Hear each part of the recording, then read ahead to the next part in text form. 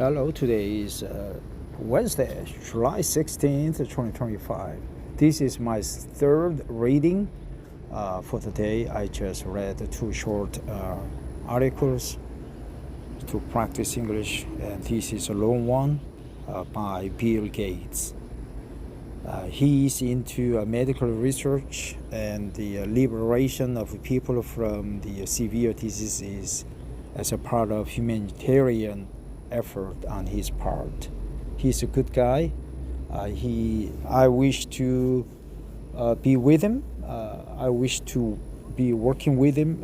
So in case Bill Gates, you hear me, just contact me, and we will see what we can do for the humanitarianism, right? And also, I speak good English. I am working for Korea Telecom KT, #1 carrier in Korea, so I could give you some input on your effort from the telecom perspective, AI, big data, was just for fun, right? This article is from Gatesnotes.com. I guess he just set up this website for himself. Talking Alzheimer's comedy and marijuana with Rogans. In the first episode of my new podcast, I asked Seth Rogen and Lauren Miller Rogen to help me understand how Alzheimer's can be funny. By Bill Gates, published on Friday, July 28th, 2023. So it's been almost 2 years. Can Alzheimer's disease be funny? I was skeptical, especially given the devastating experience my family had watching my dad suffer from it. So I asked two experts in using humor to raise awareness, Seth Rogen and Lauren Miller Rogen, to help me see the light. We had a great conversation about their organization, Hilarity for Charity, hope for the future of Alzheimer's research, the importance of good night's sleep, and why Seth started a cannabis lifestyle company. Episode 1, Seth Rogen and Lauren Miller Rogen. Unconfuse me with Bill Gates. Seth Rogen and Lauren Miller Rogen. Can Alzheimer's disease be funny? I was skeptical, right? Well, that was just introduction. Reasons for hope. Welcome to the next phase of the Alzheimer's fight. I am blown away by how much we have learned about Alzheimer's disease over the last couple of years. Last couple of years, right? Usually last couple of years, but last couple of years could be okay. And I was blown away. Yeah, I'm blown away. And the last couple of years. By Bill Gates, published on Wednesday, June 18th, 2028. So it's almost a 1 month old article. Father's Day without my dad never gets easier. Although he is on my mind every day, I always find myself thinking about him even more often this time of year. My dad was a giant in every sense of the word. My dad was a giant in every sense of the word. More than anyone else, he shaped the values of the Gates Foundation, and everything we have accomplished is a testament to his vision of a better world. Sadly, we lost my dad 5 years ago to Alzheimer's disease. It was, I guess, like a devastating. It was a brutal experience watching my brilliant, loving father go downhill and disappear. In the years since his passing, I've met far too many people who had similar experiences with their own loved ones. More than 7 million people in the world in the United States are currently living with Alzheimer's disease, 7 million. That means about 1 out of every 9 people over the age of 65 have it. As life expectancies continue to go up, those numbers will only increase. But here's the good news. We are making massive progress in the fight against Alzheimer's and other related dementias. Dementias, right? Dementias, plural. Alzheimer's robbed my dad of his final years, but I'm hopeful that new breakthroughs will help more people enjoy growing old.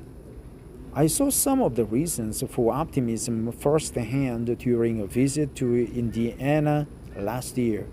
I met with a team at Indiana University's School of Medicine in Indianapolis, where they have an incredible center that is doing lots of leading-edge neuroscience, and took a super cool tour of their biomarker labs. I also got the opportunity to look under the hood of new automated machines that will soon be running diagnostics around the world. It's an exciting time in a challenging space. During my visit, I learned more about the latest big breakthrough in Alzheimer's R&D, blood-based diagnostic tests. A number of different companies have approaches in the pipeline, but each of them works in roughly the same way by detecting the ratio of amyloid plaques in the brain. Amyloid plaques in the brain. I'm optimistic that these tests will be a game changer. Here in the US, this work related a huge milestone last month. The FDA approved the first blood-based test for patients 55 years and older. Until recently, the only way to confirm a suspected Alzheimer's diagnosis was to get either a PET scan or a spinal tap. Neither were the kind of test a doctor would order unless you are showing clear signs of decline. But catching Alzheimer's early is key. We know that the disease begins 15 to 20 years before you start to see any signs. Really. So the disease begins 15 to 20 years before you start to see any signs. A simple, accurate, and easy to run blood test might one day make routine screening possible, identifying patients long before they experience cognitive decline. When I talk to people about the promise of these new diagnostics, I'm often asked, what is the point of getting diagnosed if I can't do anything about it? It's a fair question, but soon it will be moot.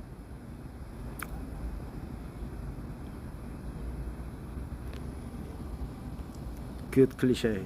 It's a fair question, but soon it will be moot.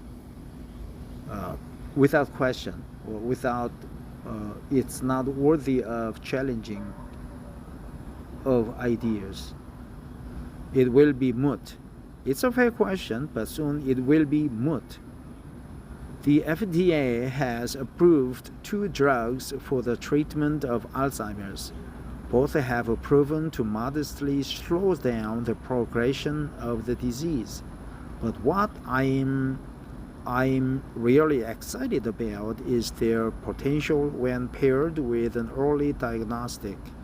My main takeaway from my visit to Indiana is that these treatments could be drastically more impactful than I initially thought when given early in the disease's progression.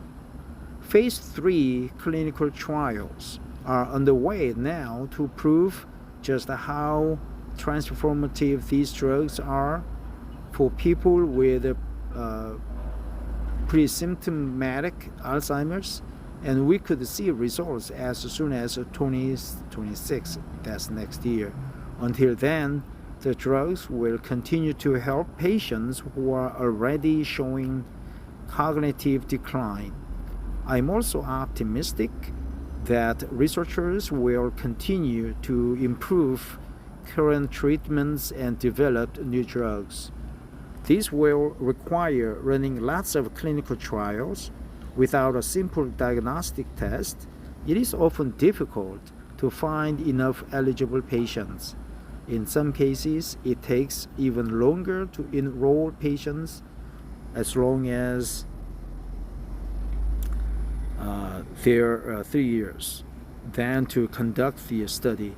My hope is that the new blood tests will get the recruitment time down to less than a year. All of this progress hinges, of course, on continued funding for Alzheimer's research.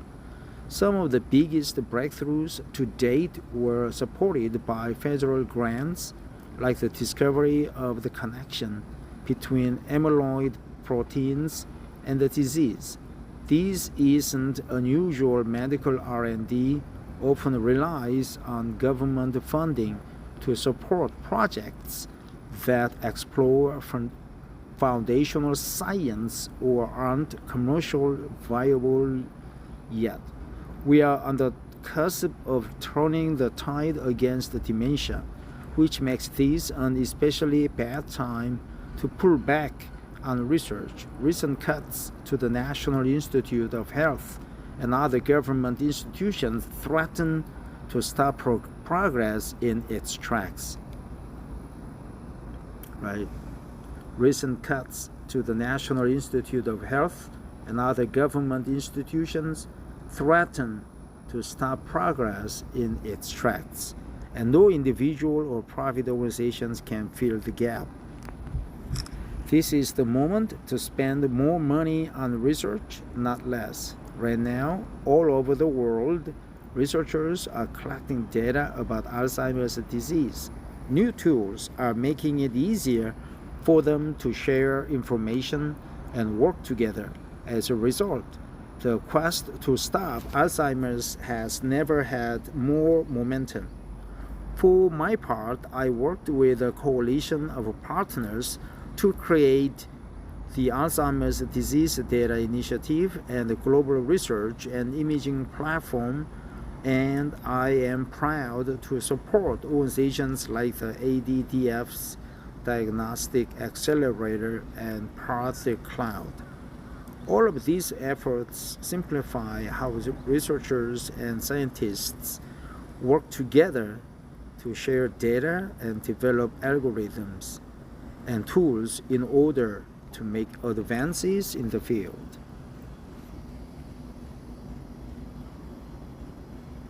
There is still a huge amount of work to be done, like deepening our understanding of the disease's pathology and developing even better diagnostics, but I am blown away by how much we have learned about Alzheimer's over the last couple of years. When we lost my dad, an Alzheimer's diagnosis was a death sentence. Just 5 years later, that is finally starting to change. I cannot help but be filled with a sense of hope when I think of all the progress being made on the Alzheimer's. Even with so many challenges happening around the world, we are closer than ever before to a world where no one has to watch someone they love suffer from this awful disease. Right? So he was inspired by his father's Alzheimer's. Right? He says it's an awful disease, and the recent cuts to the National Institute of Health and other government institutions is threatening to stop the progress in its tracks, to stop the progress in its tracks, to stop the progress in its tracks. right? And what else I try to remember, right? I'm blown away. The last couple of years, I'm blown away. Recent cuts to the National Institutes of Health and other government institutions threaten to stop progress in its tracks. I'm blown away over the last couple of years. Well, that's it. Have a wonderful Wednesday. Bye-bye.